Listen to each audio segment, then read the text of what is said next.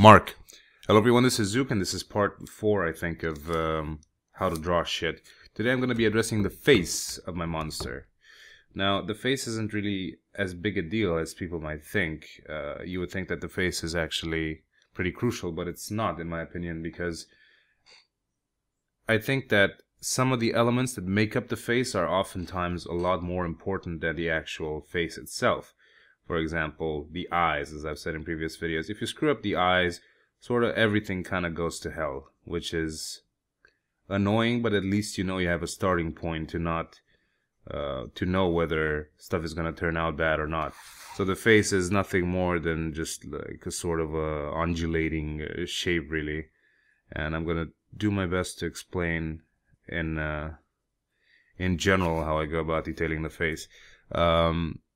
The cheekbones are basically the two main things that show volume, and also the upper lip.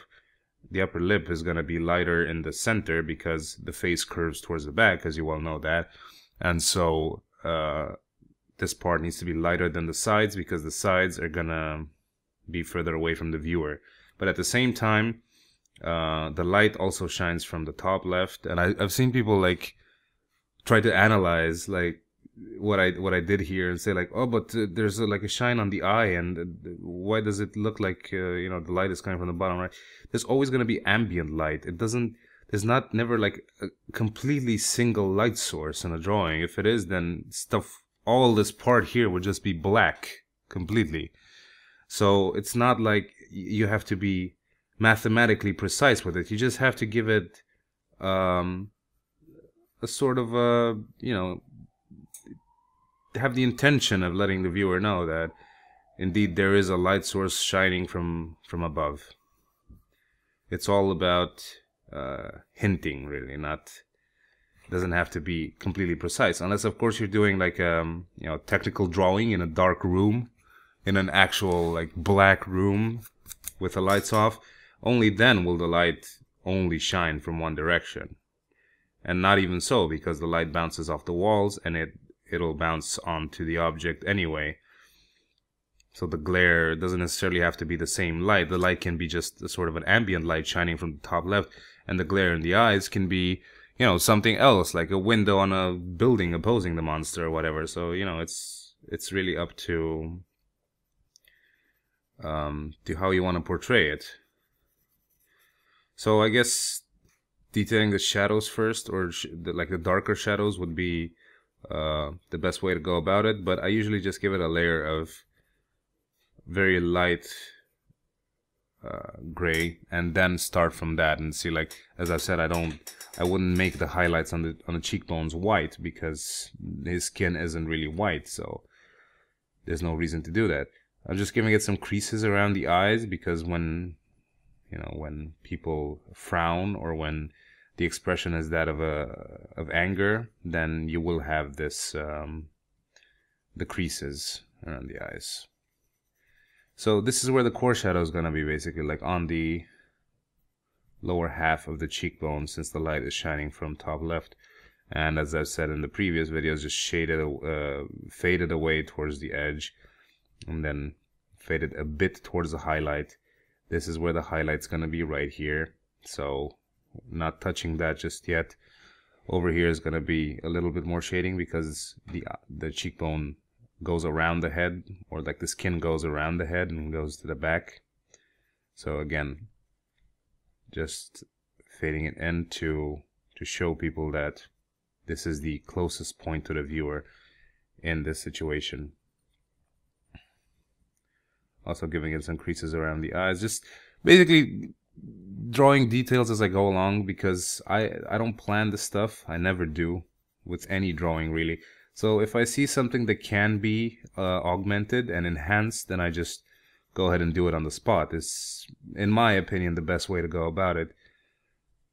I guess it's something that's common to people who don't do this for a living, because concept artists generally have like a database of what elements you can use on a certain face, or things that show the character's origin. Maybe like this guy comes from like a very arid world with a desert, so then you would have you know, like a very lizard-like skin, nothing too shiny, nothing that would burn in the sun, you know, something like that. So they can generally afford to plan out drawings in greater detail, but since I don't do that just yet, there's no reason for me to. So this is where the creases under the nose will be, or not under the nose, but where under the lines that go left and right of the mouth, really. So making this portion just a little bit light, just to show people that the skin is colored and it's not like completely white. And the initial layer is basically like some sort of primer, you would say. You can work from that and get a better notion of gradient than if you were to draw on whites directly, I think, because you can notice tone changes better. Even if that might not necessarily make the sense for some people because the contrast is higher in white, it's still better for the overall big picture, because you can see like, okay, maybe this portion is a bit too light compared to something else on the face that's kind of the same closeness or the same shape. So then you can tell more easily, like, correction mistakes. So this is the upper lip, all in all. Not much to say here. It's like a semicircle or a hemisphere, I guess you could compare it to that. So again, the light is shining from the top left, so I'm not gonna shade this all the way to a very dark black. Maybe I'll touch up on it in a little bit with an eraser. Gotta fade away the shadows of the nostrils, because it's gotta look like it's one piece and not just assembled from several pieces. Fade it off into the base gradient, or the base shade of gray. Same with this side. And see, it's already like getting some volume just because I've I left the front part of the lip alone mostly. Just gave it like a very thin layer, a very how do you say? A very light layer, I'd say.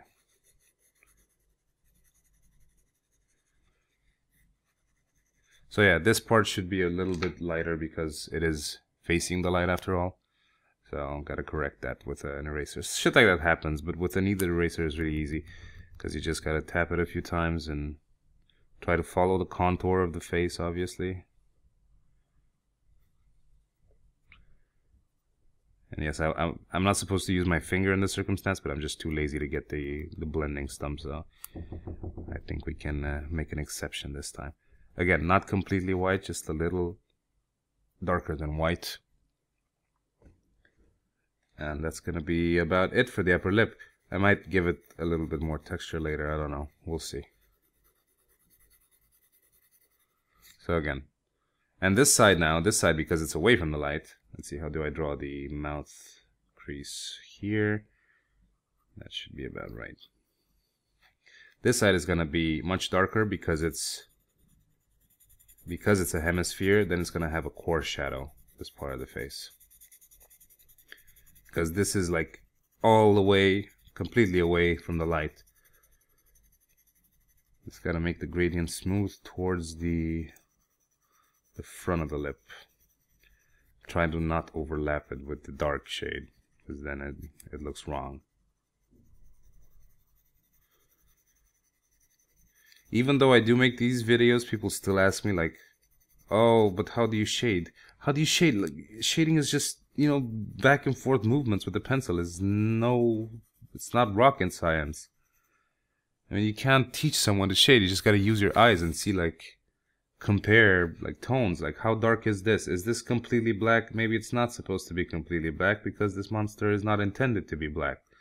And therefore, you make it lighter. And then stuff that I've mentioned, like right now, you know, the front of the lip, that shouldn't be black because it's, I mean, look at objects around you. It's the best way to really go about it. It's how people learn to draw all the time. They look at pictures of animals and they replicate them, or pictures of, monsters or other people's artworks, or people draw bowls of fruit. I'm not a particularly big fan of something like that, but it's definitely a way to do it, no doubt. So I'm not happy with the shade right now because it's too uniform. I'm gonna try to make this even darker if possible, almost completely black. Let's see how that works. The shade widens towards the base because the lip is sort of like a cone shape, so it gets wider at towards the mouth, just like your mom does. So yeah, sorry, I can't help it sometimes. So this will be the core shadow. Fade all this shit away here. I do not have any straight lines or any dubious looking. Basically follow the curve of the lip. It's kind of all there is to it.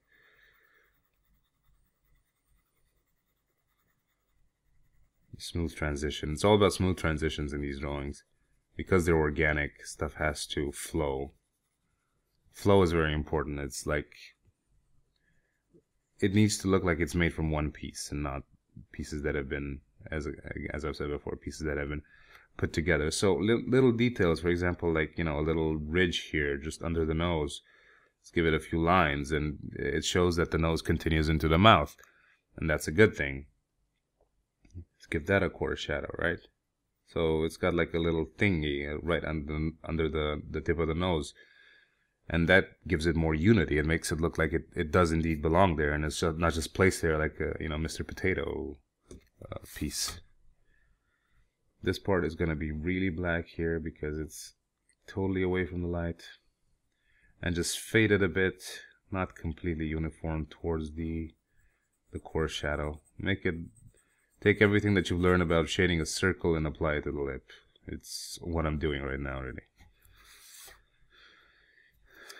So this is gonna be black here, and this highlight does not really belong here. I don't know why I put it there. This should be dark. It should all be dark.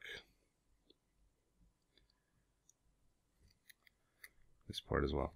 Alright, so that's kind of it. Now let's do the same on the other side. Doesn't have to be identical. You can just try and like replicate it somewhat precisely. Not precision is something that's not required necessarily unless you're doing like a very technical drawing. But in organic stuff, people have said like, oh well, I use the I don't do the mirror thing, so I draw eyes like different sizes. Yeah, that works fine as well. I mean, a lot of people, if you didn't know this, a lot of people's eyes are different sizes, or the way their eyes close. For example, the left eye is a lot of times smaller than the right one. Just like the left hand is smaller, the left, for right hand people that is. The side that you were born to use is larger than the side that you weren't. So precision is not really something that's mandatory because it doesn't exist in nature either. So nature has its own way to be precise in a very chaotic manner. If you look at an ant's nest or a bee's nest, you'll see that. It looks like chaos to us, but for them it's like absolutely, without a doubt, precise work. It's the way certain things are meant to be. So it's the same in art. You can be completely chaotic and create something that makes a lot of sense to the viewers, or to someone that understands it, because a lot of times people will not get stuff, and it happens. You can't expect everyone to get it. Plenty of times people haven't gotten it in my videos. Like they say, oh, that arm is too short. No, it's not short. The arm is, you're seeing it as it extends towards you, so it's supposed to be shorter because it's what's called foreshortening. It's when something is very close to the viewer's eye, and then of course you're gonna see it as a short arm. It's not gonna be fucking long. It's not in a 2D plane, it's a 3D plane. And then there are people that say, well, yeah, it's a great drawing, you nailed the perspective and everything. So it's sometimes people just don't understand. They don't see it which is very strange because you see for certain objects and everything on a regular basis every single day, every second of your day. So like, whatever. I don't know what to say about something like that. I just sort of just keep my mouth shut about it because I don't want to trash people for not being able to use their eyes. Yeah, of course I'm not claiming like all my drawings are perfect. Far from it. Most are actually not as good as I'd like them to be. Some are, but a lot of them aren't. But still, like, make the effort, you know, just a little bit of effort. That works. So this part here is also going to be very dark because it's exactly on the other side of the light. But it's going to have some ambient light, so it's not going to be like everything black. As I've said, if it was like that, then everything on this side of the face would have to be black. But we can't do that because it would just look too flat, I think. So this light part here is the reflected light from the ambient light. So, you know, let's say the light shines from here, bounces off a wall somewhere to the right, then it bounces off to the mouth, and then to the crease here. So it's not going to be completely dark all the way through. It's going to have a little bit of a reflected light shade. This stuff is habit, really. It's not something that I don't know. I don't even know if that's like geometrically correct. But quite frankly, it doesn't matter as long as it looks good to me and to the people viewing it. So until I can calculate the trajectory of light and the degree of refraction or reflection, then I don't care. It's too much work trying to get this shit absolutely geometrically right every single time. It's not worth the hassle because pretty sure that people won't notice the difference anyway. So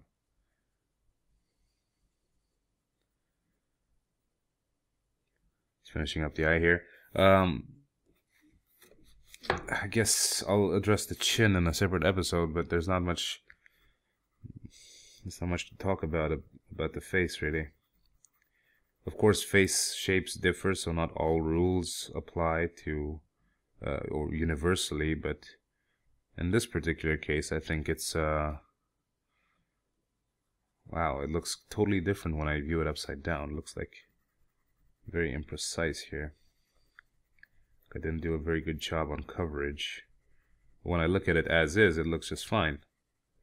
This is what I said. It's important to look at things upside down so you can get a better idea.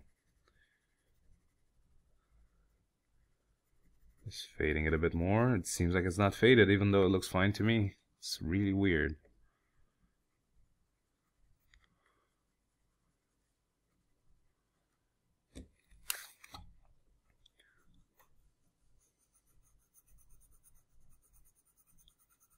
Okay, I think that should be about it. Now let's talk about adding embellishments. For example, let's say you want to add warts to this guy's face. If you want to add warts, then you take an eraser. I'm going to use my electric one for this. And after you shade, I think it's the best... Fuck, what the fuck did I just do? Shit. Oops. Got some spit on my finger or something. After you shade, that's how I usually do it. Just try to add stuff. For example, let's say I want to add like 3 warts here, right? I'll just erase in 3 little spots here. Close to each other, maybe. Make them different sizes. And... give them a coarse shadow, I guess is the most important one. Coarse shadow is basically like a C. Just draw a C on it. Shade it towards the edge and leave a very small highlight there. Doesn't have to be white, but just something that indicates that this is a round form or spherical form. So it's basically just drawing the C on the left side of the highlight, on the left side of the wart. Like a half moon, really. And just, that's it. That's 3 warts right there. No problems. Just don't leave any white edges around them because that makes no sense. People would catch on that it's not very well done.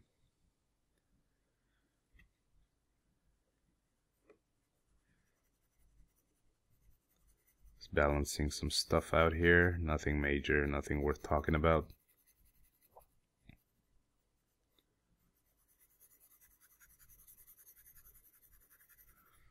And that is about it for the front part of the face. I'm gonna do the head and the eyebrows soon enough, and then the ears, the mouth, and the chin, and the rest of the face. So that's, let's see, 1, 2, 3, 4, about 4 more episodes, and we should be done with this one. Hopefully, people aren't terribly bored already. I've seen like the views go down on these videos for some reason, even though I got so many positive feedback about it.